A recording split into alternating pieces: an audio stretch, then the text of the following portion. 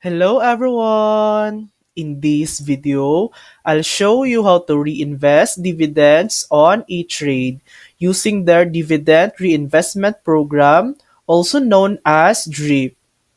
First, what is DRIP? E-Trade's Dividend Reinvestment Program automatically reinvests the dividends you receive from a stock back into additional shares of that same stock.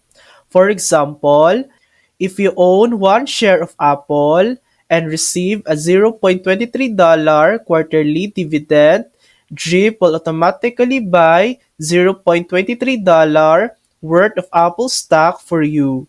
This helps you compound your returns over time without any extra effort. Next, log in to your eTrade account. Go to eTrade.com and log in.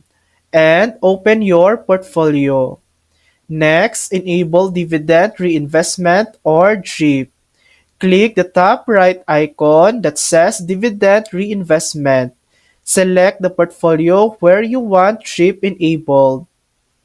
You'll see two options. Enroll account in DRIP automatically applies DRIP to any new stocks you buy in the future. Next, enroll current stocks in DRIP. Choose specific stocks in your portfolio that you want reinvested. Next, select your stocks. Scroll through your holdings. Check the box next to the stocks you want to reinvest dividends in, and click Submit.